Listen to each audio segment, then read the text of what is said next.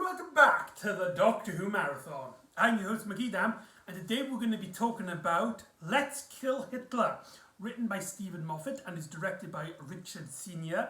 We'll also be talking about its short prequel episode, which is also written by Stephen Moffat. This is the first story in the autumn half of Series 6. Series 6 was split into two halves, with the first half ending with A Good Man Goes to War, and then you have a summer's break for 3 months, I believe it was, before returning back with Let's Kill Hitler.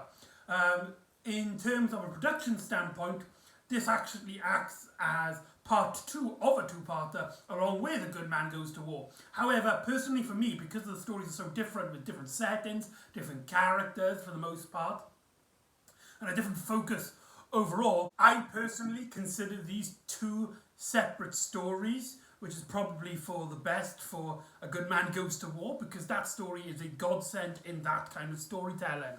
But here, however, because a lot of people were really looking forward to this, the title itself, Let's Kill Hitler. We are going to have a story in which one of the most historical bad guys of real life was going to appear in Doctor Who, one icon of Britain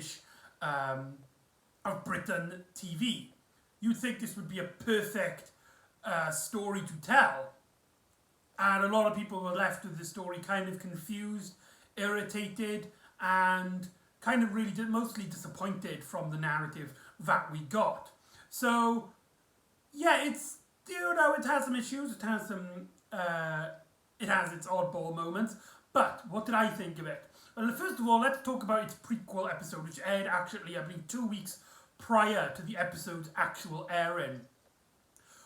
That prequel episode is easily the best. It's the first and only one that features the Doctor, a companion, and the TARDIS interior in terms of the main prequel series, as you have a call from Amy Pond, who gets a voice message from the Doctor proclaiming that he's trying to work out the TARDIS, he's trying to look for the breaks, but he accidentally opens a voicemail machine, like the little message you get, please leave your message after the beep thing on your phone. First of all we get that, and then we get Amy Pond basically talking about how Doctor, we haven't seen you in a while, and Amy and our baby Melody, is she safe? I know she's going to grow up to be River and she's going to be fine, but I don't want to miss her life as a child. I don't want to miss that, so please Doctor, if you can, give me at least some sort of update. It's here that we get some really fantastic eerie shots of what appears to be an empty TARDIS in the dark.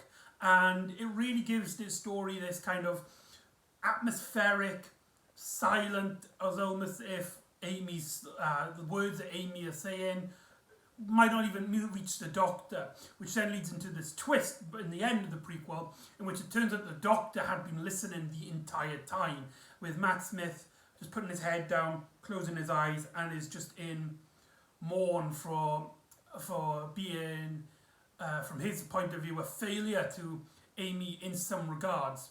And that's really the prequel episode. Really great, possibly the best of the prequel stories that we have.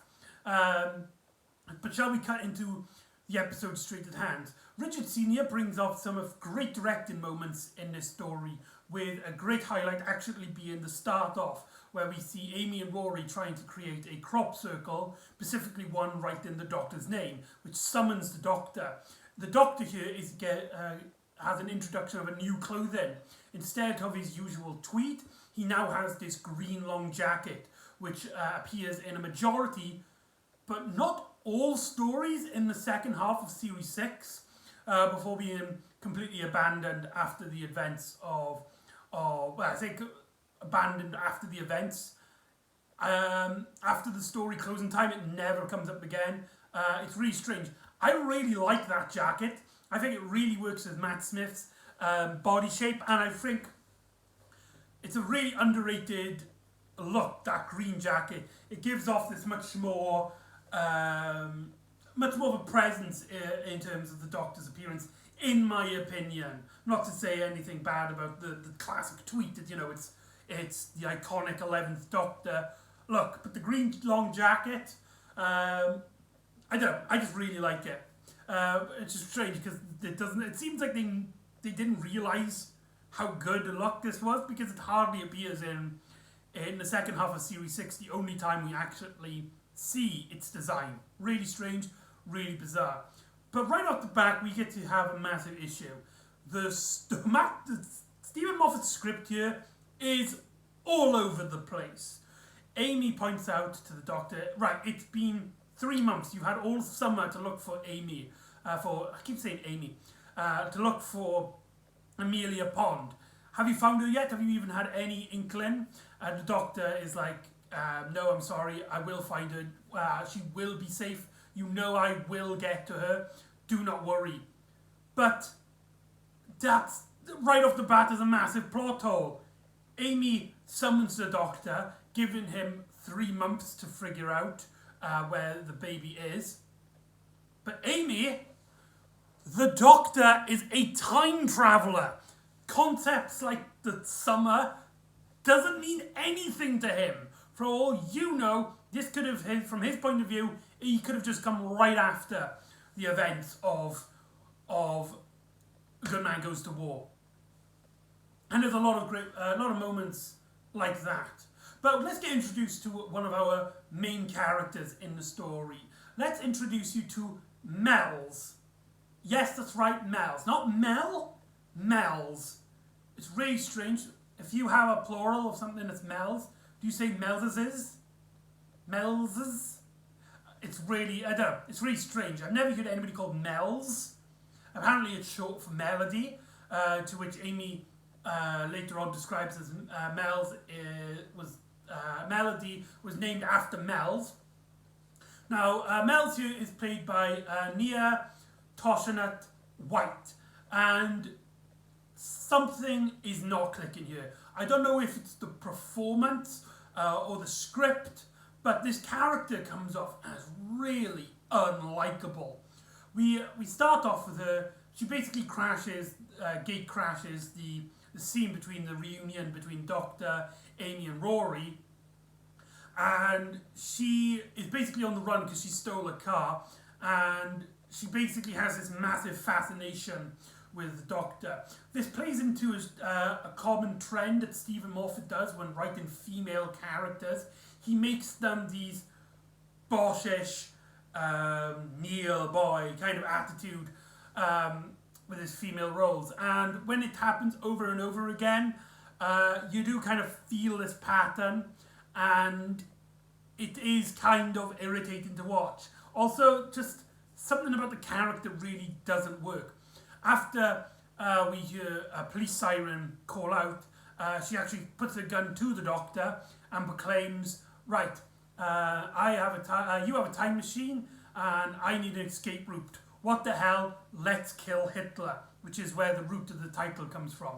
We again go into the credit scene. When we come back, we actually get a flashback revolving around Mel's as a child and her relationship between Amy, which we actually get the actress, what's her name?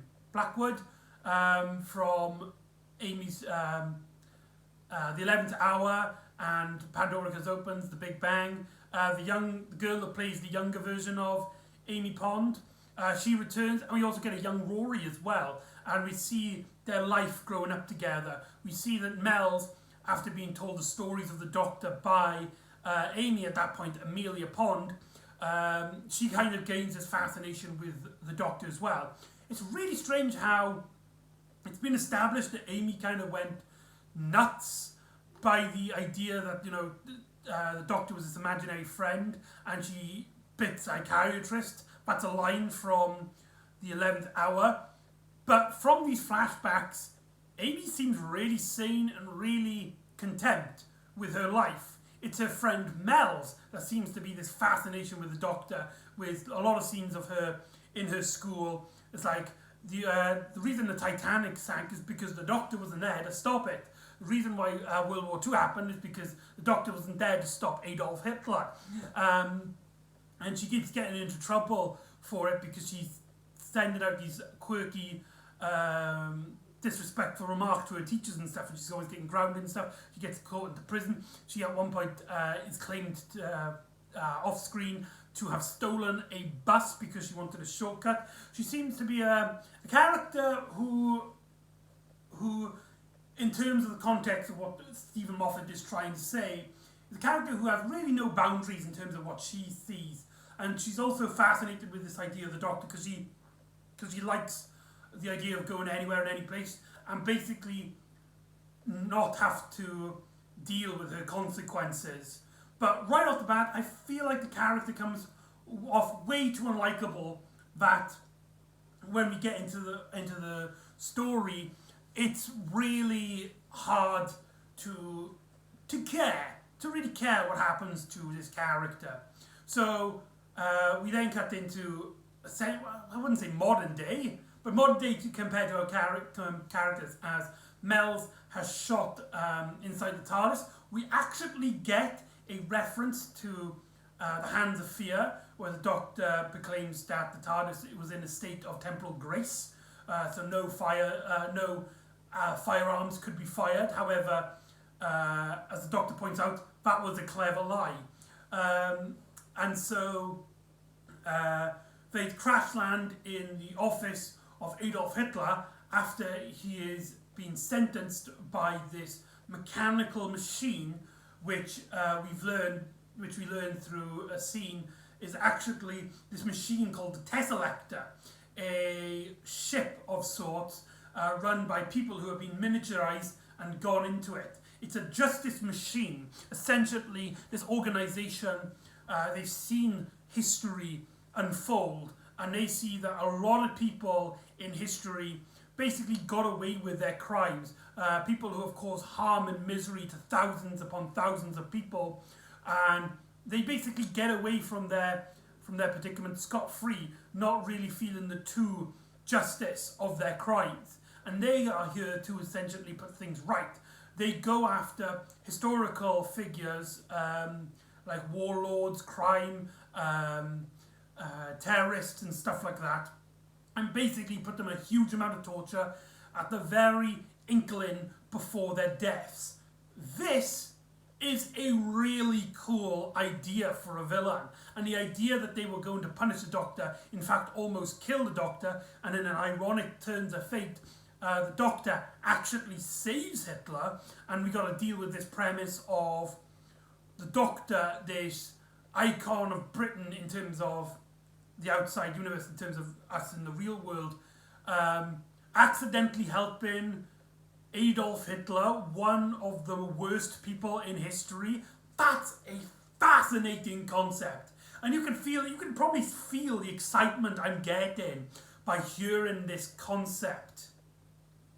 Which is a shame that Stephen Moffat doesn't share that same excitement, because this plotline is actually the first 10 minutes of the episode. The Doctor realizes he has saved Hitler by accident.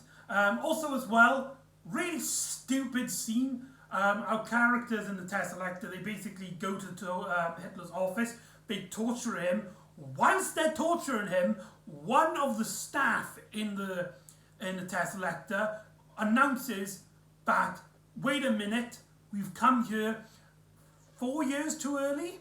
We're too early in this timeline. They checked the date on when they need to kill Hitler during the time they were sentencing him in their punishment. What? In fact, the more and more the story develops and goes into detail about the Tesselector, who essentially becomes the main villain of the story, the more dumbfounded ideas there are. And it's really shame because it starts to make less and less sense from from the Tesselector's point of view. I do like the design of the interior, however. There's a lot of inspiration from the Federation, from the Star Trek series, the Federation ships. There's also these antibodies, these robotic jellyfish-like machines which kill any unauthorized personnel there, like anybody who shouldn't be there. The designs I actually really like, and actually harkens back to a much more sillier, campier style of Doctor Who back in the 60s and 70s. I love the idea of modern Doctor Who using actual props instead of CGI-ing or actually, like making like a thing. It's an actual prop, and they've made it look like, not that it's put together, like cheaply put together, but it looks like it's come right out of the 1970s. Love it, absolutely love it. But Richard Senior's directing really shows how, even with a silly design like this, it actually looks really good in front of the camera. So massive props to him. However, again, it's one of the things where the concept really doesn't mix well with the actual story or actual any logic. There's a scene in which one of our characters is actually one of the crew members, her system starts playing up and the antibodies start basically ganging up on her, ready to kill her. And later on as well, Amy and Rory get captured by the Tesselector and they get almost killed, and despite them only being essentially guests with the Tesselector's crew wanting them to be safe and thing, they are basically have to go past a hallway where they could easily get killed by the antibodies. Why don't they have like a safety feature? Why is, soon as somebody goes in there that's unauthorized, they kill them immediately? Do you see the issue? Like, if that guy in that elevator didn't get to Amy and Rory in time, they would have died without them, like, even knowing what's going on. That is really stupid. But anyway, Hitler shoots the Tesselector, but he misses. Rory, as Captain America would, punches Hitler square in the face. Best scene of the story by far. However, that's it when it comes to Hitler, as the Doctor commands Rory to put Hitler in the cupboard, where he is then locked up for the entire episode. That's the last time you see Hitler. In an episode called Let's Kill Hitler, Hitler gets locked up in a cupboard and is not seen again after the first 10 minutes of the episode. In fact, Hitler and World War II don't actually play a part in this story. In fact, one of my biggest issues is the portrayal of Hitler. Because if you go by Hitler just purely on his story, he seems like a genuinely nice guy. That's what? Like, he defends himself after being tortured. He only shoots. He doesn't shoot at the Doctor when he hears that Britain is coming. He shoots the Tesselector after he gets up and he worries for his life. It's only when he points out, I was only to self-defense him and stuff, he was going to kill me. But all the characters just tell Hitler to shut up and puts him in the cupboard. Hitler comes off as a nice guy in this story. That is easily the biggest sin this story has, is that it's so clear he doesn't have any interest in it. If you have no interest in the concept of Let's Kill Hitler, don't call your episode Let's Kill Hitler. It's pure logic. You know what I'm saying? It's just, the episode really falls flat on many points. But the shot that Hitler was going to take for the Tesselector misses and hits Mel's instead, and she is basically now dying on the floor, and she basically is. She's talking about how she remembers all these stories about the Doctor and that we were supposed to be married. And the Doctor's like, yeah, okay, we'll get married. But then the character's just like, well, don't we have to ask my parents? The Doctor's like, yeah, of course, we can go back and tell your parents. To which she replies, why do you need to go back when they're standing right beside you, and it clicks. Mel's is actually Melody Pond, and Melody Pond is actually, before Mel's gets up, proclaims, "Shut up, Dad, I'm focusing on a dress size," and regenerates in front of everybody and turns into her third incarnation, as far as we're aware. This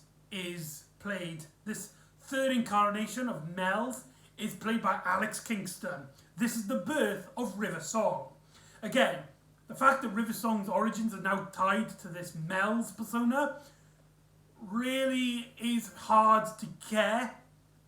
I do like, however, Alex Kingston's new version of River Song here. At this point, she doesn't know she's River Song, but she has this really Fredsy atmosphere about her. She's just constantly like, "Oh my god, my hair, oh my body," and she's got this kind of flirty, villainous persona about her. Essentially, she's the main villain of the story, as she actually poisons the Doctor, and the Doctor basically tells Amy and Rory to go after her as he goes into the TARDIS to try and heal himself in some way. So the story then kind of splits into two halves. The Amy and Rory chasing River Song, and the Doctor in the TARDIS. And clearly, the Amy and Rory subplot is a lot more interesting. Sorry, there's a fly in here. The scene in which Alex Kingston goes up to a group of Nazis and is like, "I was going to a gay gypsy bus mitzvah for the disabled before I realised, you know what, the Third Reich was a bit rubbish. I think I'll go kill the Führer. Who's with me?" That line is easily the funniest line in this entire story. This entire story is basically based on humour and is a majority a comedy. Again, kind of disappointing when you consider Let's Kill Hitler, but in terms of a comedy, I think a lot of the jokes really do land. And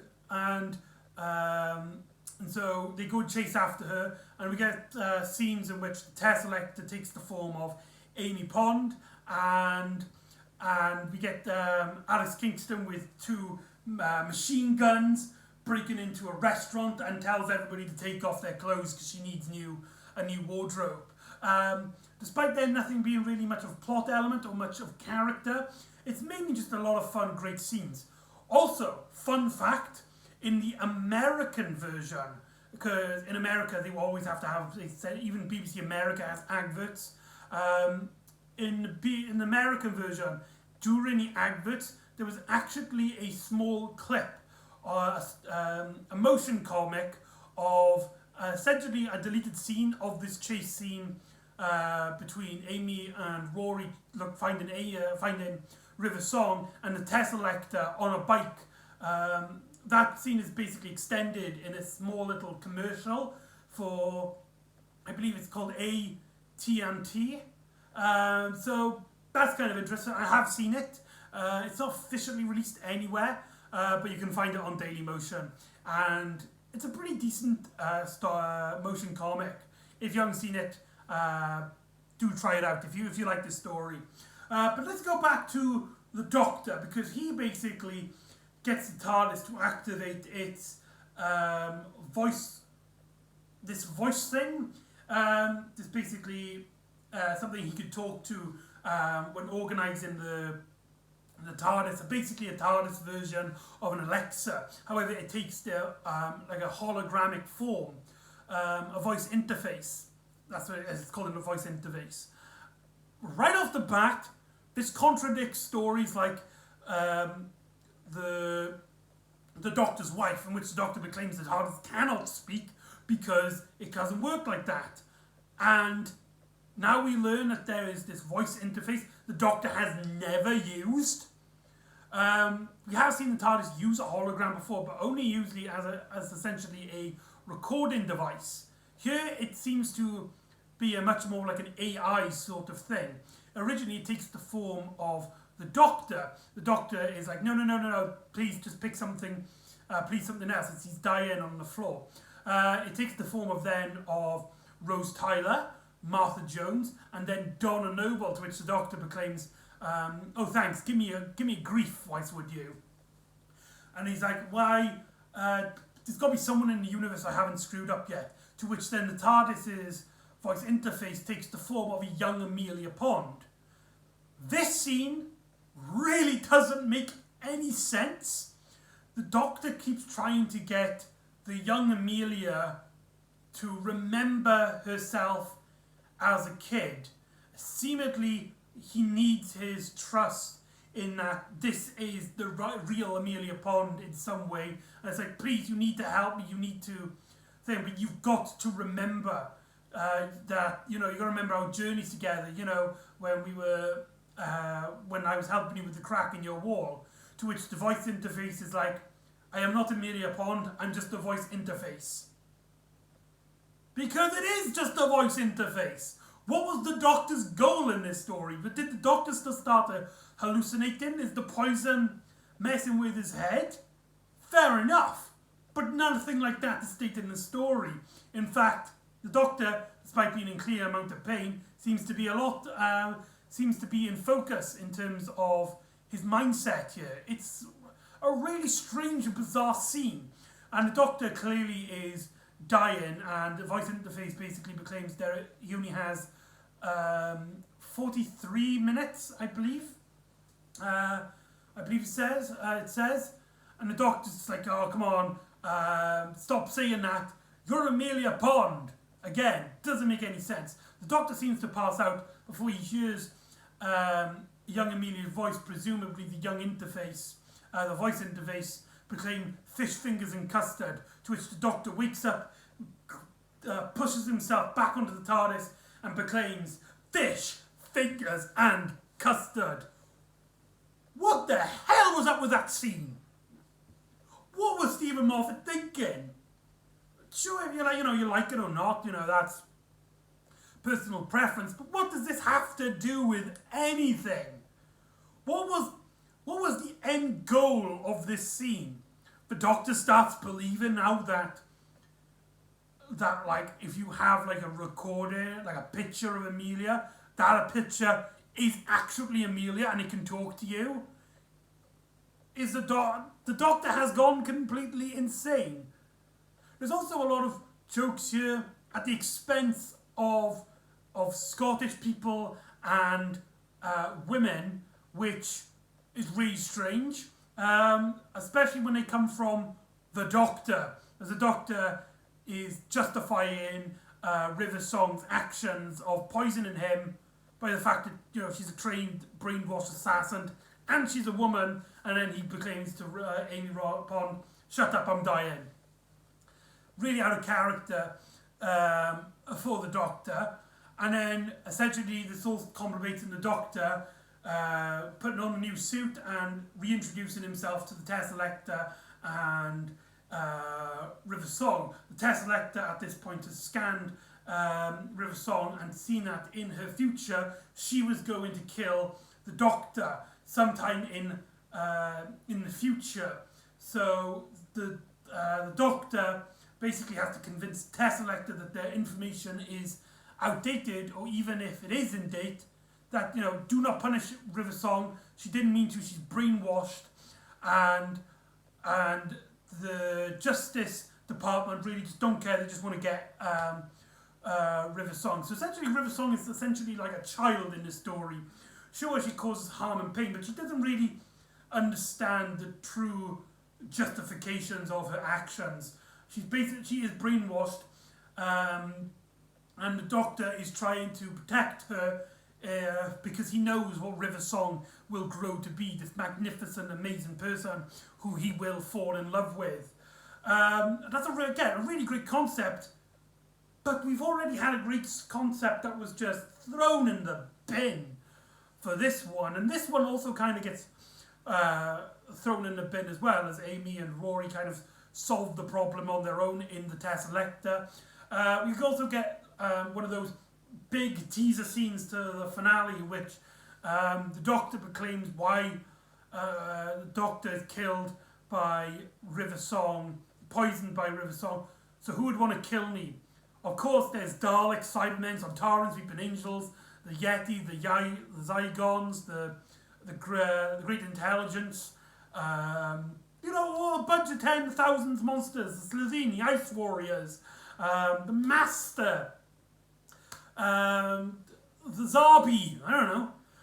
But this story basically proclaims there's only really one person that wants to kill the Doctor, and that's the religious order of the Silence. It's here that we do learn that the Silence aren't actually a race or a species. They are a religious order or movement, and they're here to try and prevent the question being asked.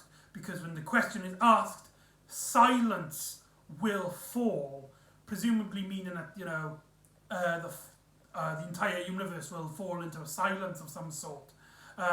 And this question is one of the biggest questions in the universe. One hidden in plain sight. One of the oldest questions in the universe. And they have no idea what the question is. Again, leading into a teaser that will conclude in The Wedding of River Song, the Series 6 finale.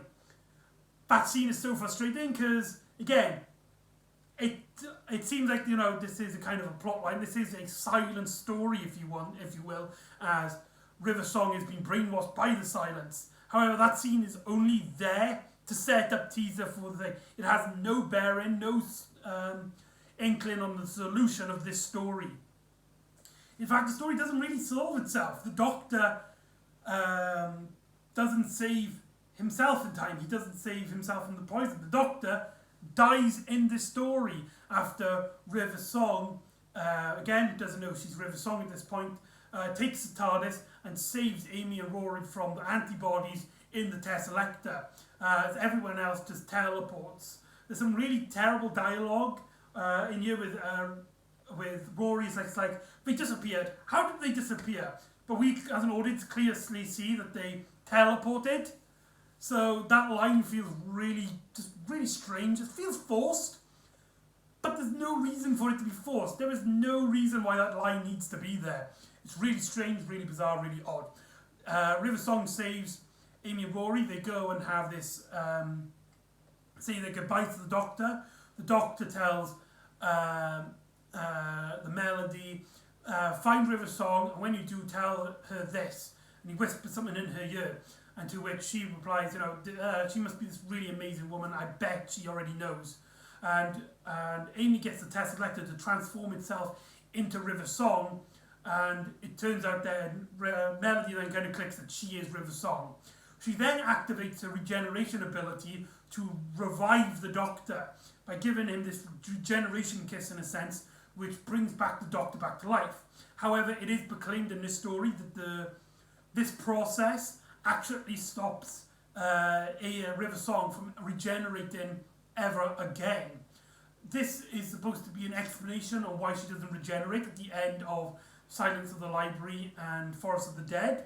However, it is important to note that in that story, there is already an explanation on why River Song doesn't regenerate. As she tells the Doctor, I don't know if you'll even regenerate after all of that pain in that story. So, not really important in sensing as well. We also see the Doctor give River Song at the end of the story the book, the diary, to which the story ends with Amy asking the Doctor, the Melody Pond grows up into River Song, and we're just going to leave her in the hospital, that's it. So the Doctor's just like, I know it's hard, it's tough, she's your child, she's your baby, but at the end of the day, she has to live her life on her own now. She is now, sadly, because of timey-wimey explanations, she has been ripped out from your life. She is now a grown woman. We can't do anything for her now and just let her exist. And when she wants to, she will find me. To which Amy proclaims, how? Doctor's that's like, you should know that. And River Song is found in a library with a character who actually makes his first appearance way back in a 7th Doctor novel. Yeah, that's absolutely mental, isn't it? He's only a cameo. I can't remember his name. I believe it's like Professor Cassidy. But the character himself actually appears way back in a Doctor Who novel in the 1990s. That's kind of mind-blowing, if you ask me. And that is Let's Kill Hitler, and also as well as Prequel episode that we talked about. Overall, this story is an absolute mess in terms of its plotting. A lot of scenes go nowhere. A lot of it doesn't make any sense. Characters seem really unlikable for us to care about what happens to their main fates, and the fact that it ties into a bigger character, bigger plot line, really hinders the overall series as a whole. You also have just feel there's almost so much to do in the story. Stephen Moffat seems to just push any idea in, and each plot line on its own would make a fantastic episode. However, Stephen Moffat decides for some reason to put them all in one episode and just chucks them all in, and it seems like an absolute mess. It seems like it's just an absolute mess. However, I will state I was never bored by this. I know a lot of people who do actually enjoy this story, and there is still a lot to like. The directing by Richard Senior is gorgeous. The fact that we go from the Cornyard to Amy's childhood to World War II Berlin, which actually looks really tidy, to the restaurant. The story has a great scope, if you will.